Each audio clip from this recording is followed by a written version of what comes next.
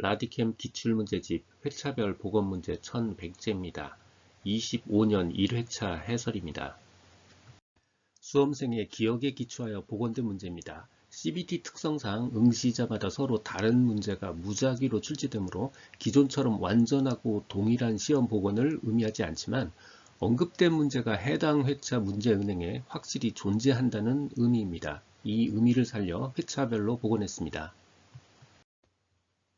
파슨스가 제안한 특성 요인 이론의 핵심적 가정이요. 특성 요인은요, 특성이 있고요, 요인이 있고요, 서로 이걸 매칭이 가능하다. 이 세 가지입니다. 인간은 측정될 수 있는 독특한 능력, 즉 특성이 있다는 이야기고요. 직업은 요구하는 요인이 있고요. 그리고 이 두 가지를 서로 매칭시킬 수 있다.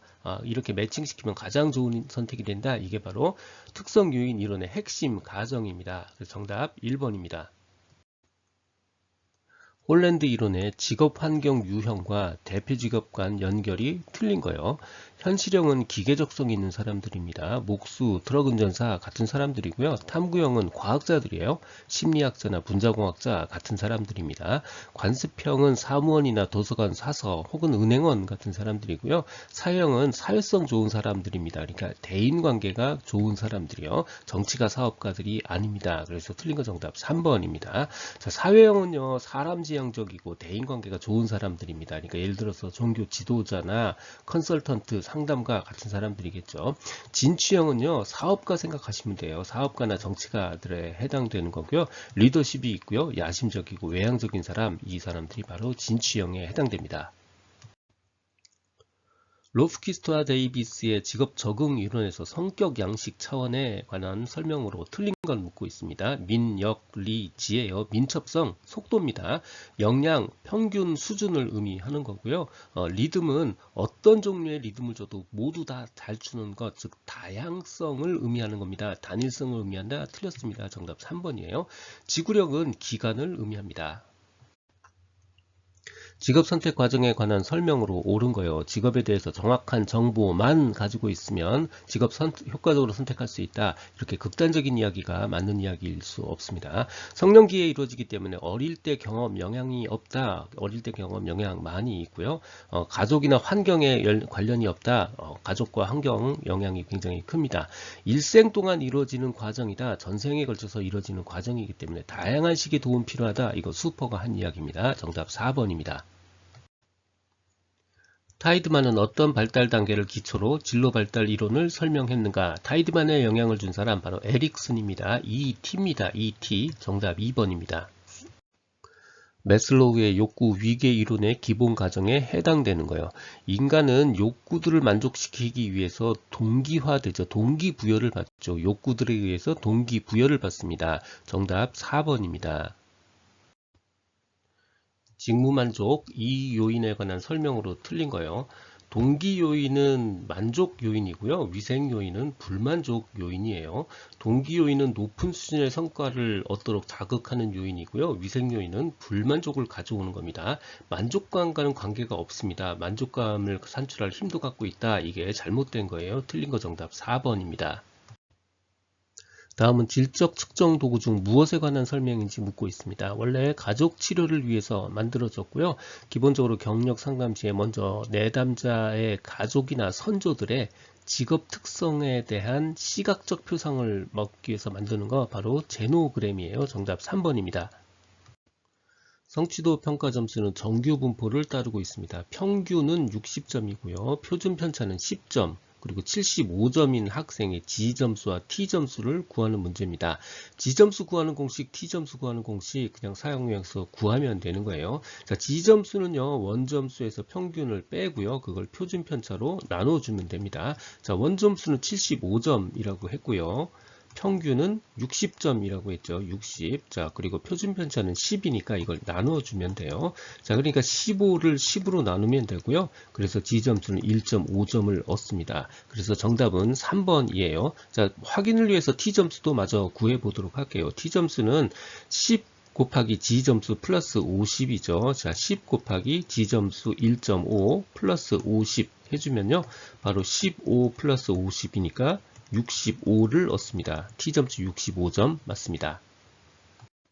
검사 점수의 오차를 발생시키는 수검자 요인과 가장 거리가 먼 거예요.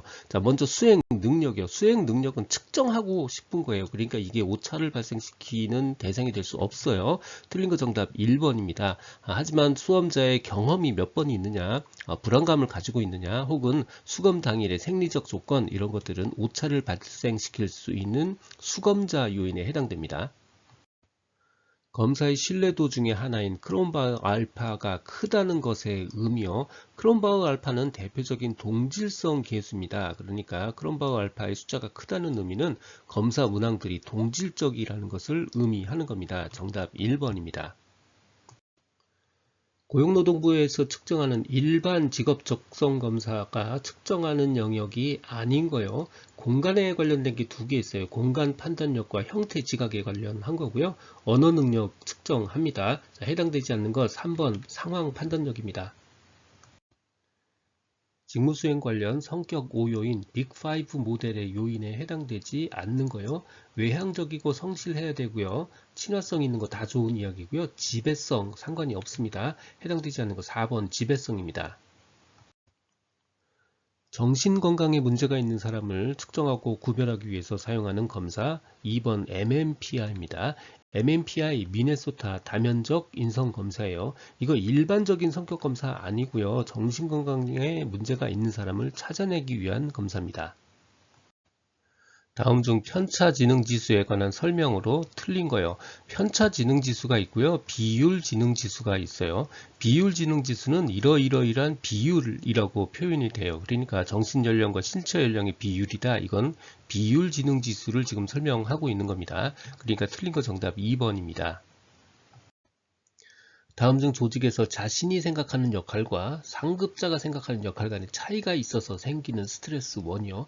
이거 역할이 많은 것도 아니고요. 역할이 모호한 것도 아니에요. 역할 간의 갈등이 있는 겁니다. 정답 3번이에요. 나는 이 역할이 내 거 아니라고 생각하는데 상급자는 이 역할이 네 거라고 생각하는 거예요. 역할 간의 갈등이 있는 겁니다. 직무 스트레스를 조절하는 변인과 가장 거리가 먼 거요. AB 성격 유형, 통제 소재, 그리고 사회적 지연입니다. 그래서 아닌 거 정답 2번 역할 모호성입니다. 역할이 모호한 건 스트레스를 주는 원인이지 그거를 조절하는, 그걸 컨트롤하는 변수는 아닌 겁니다. 직무 스트레스에 관한 설명으로 옳은 거예요. 17OHCS, 당류 부신피질 호르몬 이렇게 어려운 이름들은 다 스트레스 생리지표가 맞습니다. 맞는 거 정답 1번이에요. 자, B형이 A형보다 더 스트레스를 많이 받는다. 이거 잘못된 거죠. A형이 더 많이 받고요. 역수와 도슬의 U자형 가설 보면 스트레스 수준이 낮으면 작업 능률이 높아진다. 아닙니다. 스트레스가 너무 낮으면 예를 들어서 관리 감독자도 없으면 작업 능률은 올라가지 않아요. 어느 정도 스트레스는 작업 능률에 도움이 됩니다. 일반적인 증후군 바로 경계, 저항, 소진 순서로 가죠. 저항, 경계, 소진 순서가 아닙니다. 이것도 마찬가지로 틀린 겁니다. 그래서 맞는 거 정답 1번입니다. 다음 괄호 안에 알맞은 용어로 바르게 짝지은 거요. 생애 진로 사정의 구조는 전진 강요입니다. 전형적인 하루고요. 진로 사정, 강은 강점과 장애, 그리고 마지막으로 요는 요약입니다. 정답 3번 전형적인 하루와 요약입니다. 직업상담의 목적에 대한 설명으로 틀린 거예요. 직업상담의 목적에는 이미 결정한 직업 계획이나 직업 선택에 대해서 확신을 더해주고 확인을 해주는 과정일 수도 있습니다. 그리고 개인의 직업적 목표를 더 명확하게 해주고요. 필요하다면 의사결정 능력을 길러줄 수도 있어요. 그래서 틀린 거 정답 3번이에요. 길러주는 의사결정 능력 길러주는 과정이 아니다. 이게 잘못된 겁니다. 직업 선택과 직업 생활에서의 능동적 태도, 함양도 하나의 목적 중에 하나입니다. 일반적인 진로 상담의 과정을 바르게 나타낸 거예요. 관, 진, 묵계, 평이죠. 관계 수립하고요. 문제를 평가하고 진단합니다. 자, 그리고 목표 수립하고요. 개입하고 평가합니다. 이 훈습은 개입의 한 과정이다 라고 보시면 되고요. 종결 과정이 바로 평가 과정입니다. 자, 그래서 정답은 두 번째 니은격, 디귿, 리을, 미음 순서입니다.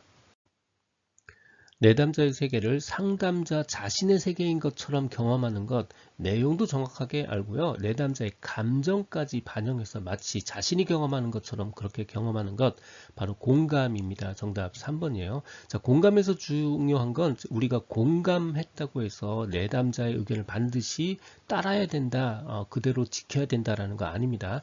객관적인 위치를 벗어나지 않는 것, 이것도 굉장히 중요한 덕목입니다.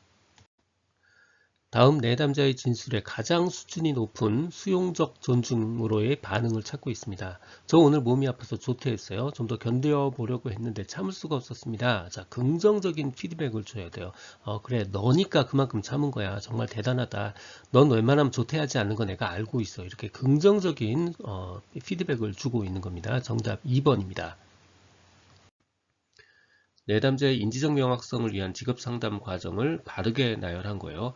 무조건 관계 형성이 가장 1번이고요. 그리고 나서 해야 되는 게 바로 인지적 명확성이죠. 정답 3번입니다. 관계 형성한 이후에 인지력 확인합니다. 인지력이 떨어지면 직업상담 할 수 없어요. 개인 상담이나 치료로 가야 돼요.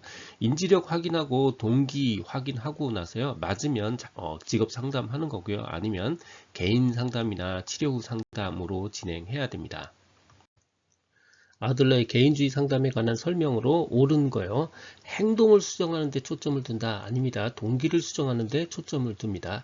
내담자가 상담을 주도한다. 이거 내담자 중심 상담이죠. 해당되지 않고요. 상담 과정은 객관성보다는 주관적 지각과 해석이 중요하다. 맞습니다. 사회생활하면서 겪는 사건에 대해서 내담자가 어떻게 주관적으로 느끼고 이걸 극복해냈느냐, 이런 지각과 해석이 중요한 겁니다. 옳은 거 정답 3번이에요. 사회적 관심보다는 열등감 극복이 궁극적 목표다. 사회적 관심과 사회생활을 통해서 열등감을 극복하고 우월성을 추구하는 것, 이게 바로 궁극적 목표죠. 그래서 가장 옳은 거 정답 3번입니다. 교리 분석적 상담에서 피부 접촉, 표정, 태도, 감정, 언어, 기타 여러 가지 형태의 행동을 통해 상대방에 대한 반응을 알리는 인간 인식의 기본 단위가 뭔지 묻고 있습니다. 자, 이거 서로 교류할 때 왔다 갔다 하는 기본 단위가 뭐냐 물어보고 있는 거고요. 이 기본 단위를 스트로크라고 부릅니다. 정답 1번이에요. 우리 테니스 칠 때 공이 왔다 갔다 하는 거 이거 스트로크 한다고 하죠. 정답 1번입니다. 다음 상담 과정에서 필요한 상담 기법이 무엇인지 묻고 있습니다. 내담자가 저 의사가 될 거예요. 저희 집안 사람 모두 의사입니다. 라고 대답했고요. 상담자가 그러면 의사가 되실 거라고 생각하시네요. 했더니 네, 저는 당연히 의사가 될 겁니다. 라고 대답했습니다.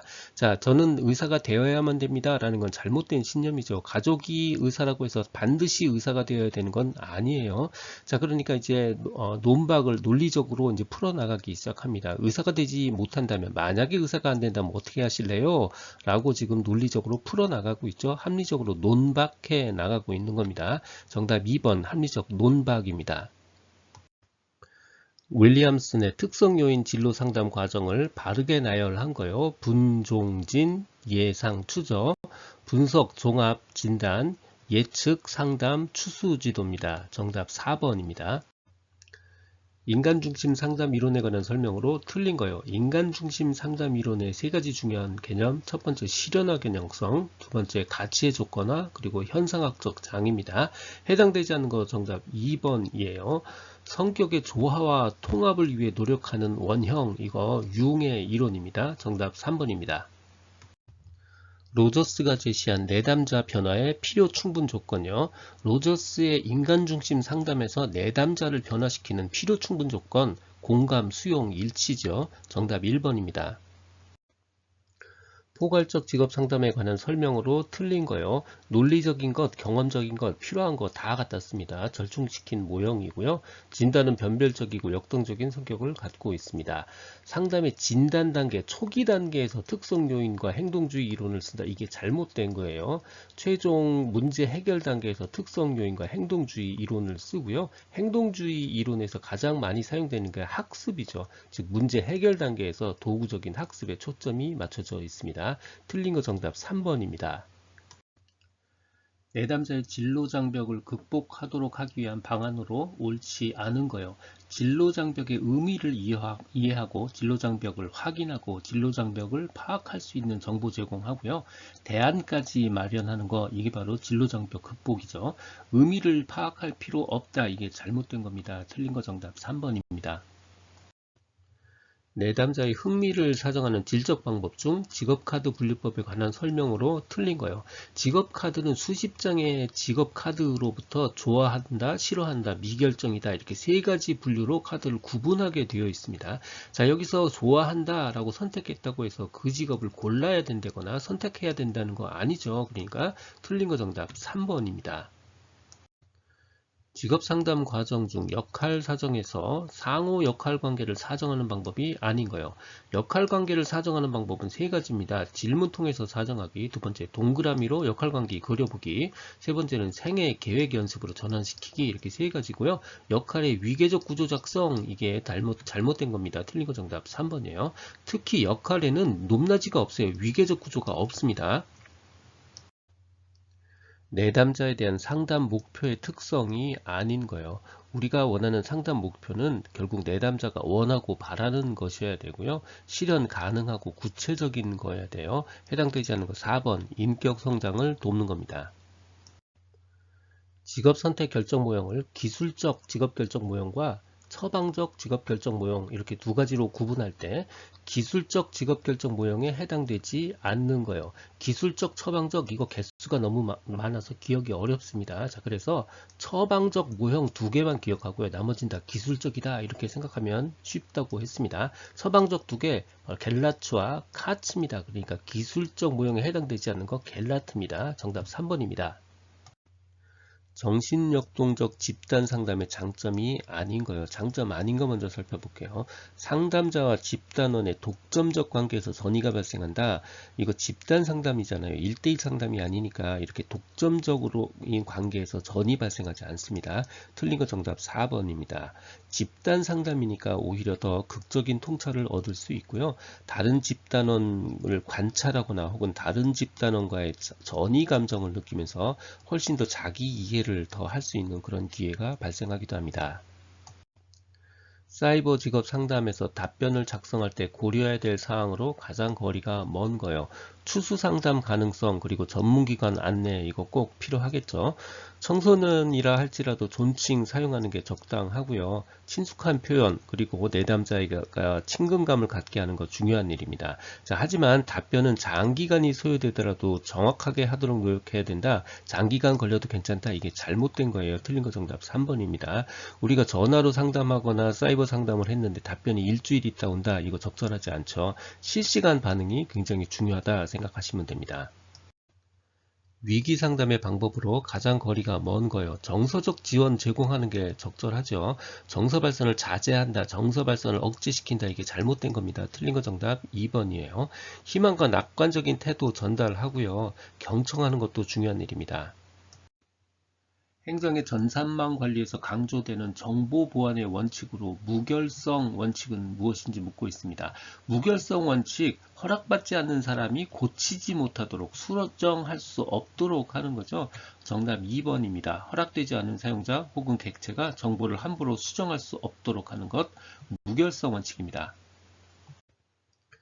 한국 표준직업분류에서 직업의 성립 조건에 대한 설명으로 옳은 거예요.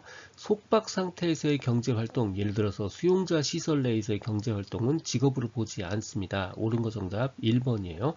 자, 반대로 속박된 상태에서의 경제활동, 이게 경제성이나 계속성이 있다 하더라도 직업으로 보지 않습니다. 가사활동은 돈이 안 되죠. 역시 경제활동으로 보지 않는 거고요. 이자나 주식 배당 같은 건 사회적 가치가 없다고 볼 수 있습니다. 그래서 역시 직업으로 보지 않습니다.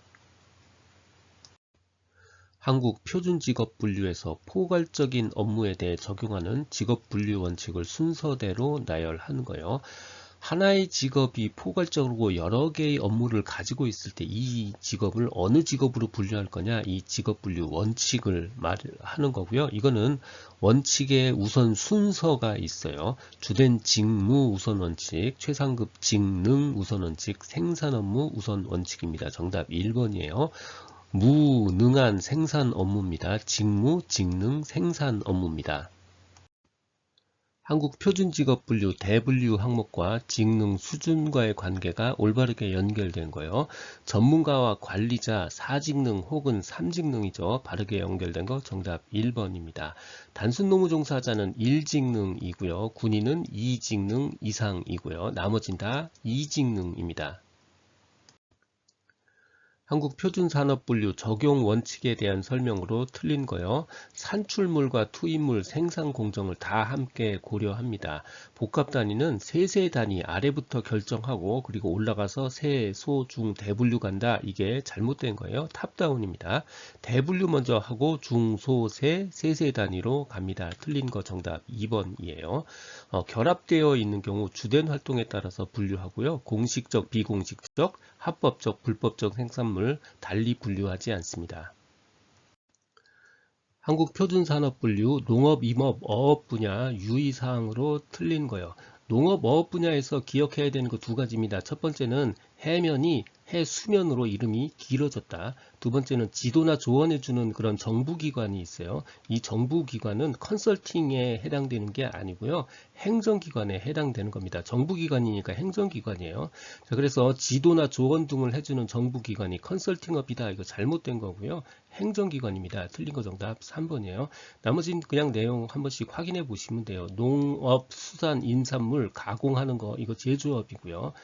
농업, 임산물 관련 조합은 그 주된 활동에 따라서 분류해야 되고요. 수상 오락 목적의 낚시장 관련 운영시설은 낚시장 운영업에 해당됩니다. 직업상담 시 제공하는 직업정보의 기능과 역할에 대한 설명으로 틀린 거예요. 여러가지 직업적 대안들의 정보를 제공할 수도 있습니다. 내담자에 대한 흥미, 적성, 가치를 파악한다. 이거 각각 흥미검사, 적성검사, 가치검사 같은 것들이 있죠. 직업 정보의 기능이 흥미, 적성, 가치를 파악하는 건 아닙니다. 틀린 거 정답 2번이에요. 경험이 부족한 내담자들에게 간접적으로나마 직업에 대한 정보를 줄 수 있고요. 내담자 자신의 선택이 부적당한 선택이었는지 점검하고 또 재조정해 볼 수 있는 기초를 제공하기도 합니다. 직업정보의 일반적인 정보 관리 순서로 가장 적합한 거예요. 이렇게 개수가 많은 건 쪼개서 외우는 게 좋습니다. 전반부에 정보를 수집하고 분석하고 가공하고요. 중반부에는 체계화시키고요. 후반부에는 제공하고 축적하고 평가합니다. 정답 1번이에요. 수집, 분석, 가공하고요. 중반부에 체계화하고 제공, 축적, 평가합니다. 질문지를 활용한 면접조사를 통해 직업정보를 수집할 때 면접자가 지켜야 될 일반적인 원칙으로 틀린 거예요. 질문지를 미리 숙지하고 있어야 되고요. 응답자와 친숙한 분위기 형성해야 되고요. 응답자가 이질감을 느끼지 않도록 복장이나 언어 사용에 유의해야 되는 거 이런 거 다들 당연하고 상식적인 이야기죠. 틀린 건 정답 3번입니다. 개방형 질문일 경우에 응답 내용을 해석하고 요약해서 기록한다. 이게 잘못된 거예요. 변경, 해석이나 요약이나 변경해서 기록하는 게 아니고요. 있는 그대로 기록해야 되는 겁니다. 고용정보의 가공, 분석 시 유의사항으로 틀린 거요. 변화의 동향에 유의해야 되고요. 정보의 가공 및 분석 목적이 명확해야 됩니다. 숫자로 표현할 수 없는 정보는 배제한다. 이게 잘못된 거예요. 숫자로 표현할 수 없다 하더라도요. 이를 삭제하거나 배제하지 않습니다. 다른 통계와의 연관성 그리고 여러 측면을 고려할 필요가 있습니다. 틀린 거 정답 3번입니다. 한국직업사전의 직무 기능 중 자료, 데이터에 해당되지 않는 거예요. 자문은 사람한테 자문하는 거죠. 그러니까 자문은 데이터에 해당되지 않습니다. 아닌 거 정답 3번입니다. 한국직업사전에서 해당 직무의 직무를 수행하는 데 필요한 일반적인 정규 교육 수준에 대한 설명입니다. 괄호 안에 알맞은 거예요. 자, 초등학교, 중학교, 고등학교, 전문대, 대학원 이상이고요. 순서대로 1, 2, 3, 4 수준입니다. 고졸 정도니까 3수준이고요. 전문대 4수준, 대학 5수준이죠. 정답 2번입니다. 다음은 국가기술 자격증 어떤 등급의 검정 기준에 해당하는지 묻고 있습니다. 해당 국가기술 자격 종목에 관한 숙련 기능을 가지고 있어요. 기능을 가지고 있으면 기능사 아니면 기능장입니다. 그냥 숙련 기능을 가지고 있으면 기능사고요. 최상급 숙련 기능을 가지고 있으면 기능장입니다. 그냥 숙련 기능이니까 정답 1번 기능사입니다. 기능사, 기능장은요, 다 기능에 관련한 사람들이고요. 기능사의 최고봉이 기능장입니다.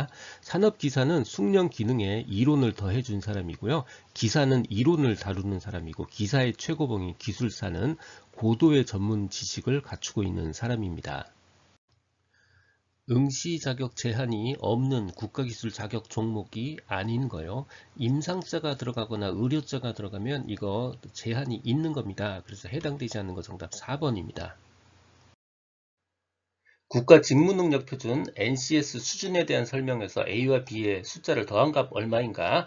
먼저 일반적인 지시 및 감독하에서 일상적 과업을 수행하는 수준, 바로 이 수준이고요. 독립적 권한을 가지고 있고 타인에게 자신의 지식 및 노하우까지 전달하는 수준 6 수준입니다. 그래서 두 개를 더한 숫자 바로 8 수준입니다. 정답 2번이에요. NCS 국가직무능력 표준은요, 수준 체계는 바로 8단계로 구성이 되어 있습니다. 이렇게 8단계로 구성이 되어 있고요. 이게 5단계로 구성되어 있다. 이게 오답입니다. 자, 5단계 아니고요. 8단계입니다. 요거 하나 기억을 해 두시고요. 다행히 우리는요, CBT로 시험을 보잖아요. 그러니까 결국 요 내용에서 크게 안 벗어날 겁니다. 요 지문 순서가 바뀌거나 요 숫자 정도 바뀔 가능성이 있어요. 그래서 독립적인 권한은 6 수준이고 일반적인 일상적 과업 수준은 2 수준이다. 요거까지만 기억을 해 두시는 게 좋을 것 같습니다. 국가 직무능력 표준 NCS에 대한 설명으로 틀린 거예요. NCS는 직무를 수행하기 위해서 요구되는 지식, 기술, 태도 등을 국가가 체계화한 겁니다. 국가 직무능력 표준은 직무의 유형을 중심으로 단계적으로 레벨이 있어요. 단계적으로 구성되어 했고요. 모두 8단계로 구성이 되어 있습니다. 국가 능력 표준을 이용해서 교육훈련 프로그램 만들 수 있고요. 자격 종목 설계할 수 있습니다. 이 수준 체계가 5단계로 되어 있다. 이게 잘못된 겁니다. 8단계로 되어 있습니다. 틀린 거 정답 4번입니다.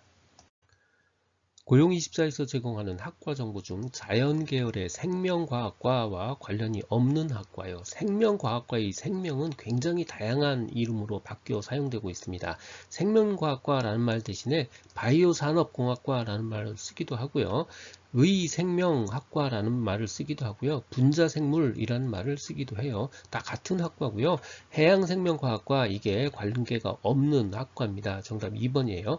해양생명이라는 말에 생명이 들어가서 헷갈릴 수 있는데 해양생명이라는 게 결국 농수산물 할 때 수산물에 해당되는 거고요. 결국 과거의 수산학과에 해당되는 겁니다. 고용24에서 제공하는 성인용 직업 적성 검사의 적성 요인과 하위 검사의 연결로 틀린 거예요. 이 적성 요인과 하위 검사의 항목은 세세한 내용이 무려 17개나 있습니다. 그래서 이 17개를 다 공부하는 거 별로 효과적인 공부 방법 아니고요. 출제 이력이 있는 것 위주로 먼저 공부하는 게 좋습니다. 첫 번째는 사물지각력, 그리고 두 번째는 사고 유창성 검사, 이거 두 가지를 먼저 꼭 공부하셔야 돼요. 이 사물지각력은 무슨 맞추기 검사가 아닙니다. 조각 맞추기, 그림 맞추기 검사 아니에요. 이건 빠른 속도로 좌우의 문자와 그림 같은 것들이 같은지를 판단하는 지각 속도 검사입니다. 그래서 틀린 거 정답 4번이에요. 그리고 또 하나 알아야 될 거 바로 사고 유창성 검사죠. 이거는 짧은 시간 내에 많은 아이디어를 개발해내는 능력을 측정하는 겁니다. 고용24에서 채용정보 상세 검색 시 선택할 수 있는 기업 형태가 아닌 거요.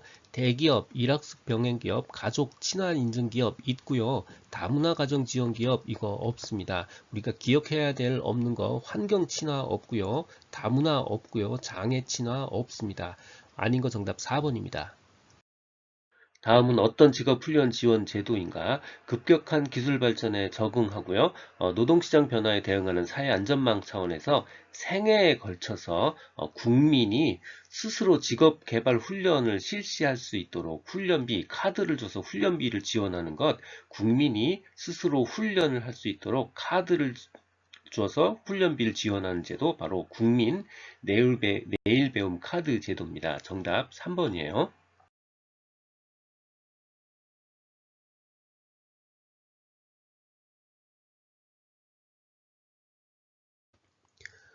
분야별 고용 정책 중 일자리 창출 정책과 가장 거리가 먼 거예요. 실업 크레딧 지원, 이거 사회 안전망 측면에서 지원하고 있는 겁니다. 일자리 창출과 전혀 관계가 없어요. 가장 거리가 먼 거 정답 2번입니다. 고용 유지 지원금은 없어질 고용을 유지 계속 하는데 지원해주는 돈이고요. 일자리 함께 하기 지원은 일자리를 여러 명이 함께 하는 거니까 해당하는 숫자만큼 일자리가 늘어나게 되는 거죠. 사회적 기업 육성, 마찬가지로 사회적 기업 육성을 통해서 일자리를 더 추가하려고 하는 겁니다. 라디캠 직업상담사 2급 기출문제집 교재를 바탕으로 제작된 강의를 듣고 있습니다. 26년 1회차 필기 최신 문제까지 반영했습니다. 최종 점검 초빈출 500제와 복원된 회차별 문제 1100제로 합격까지 라디캠이 함께하겠습니다.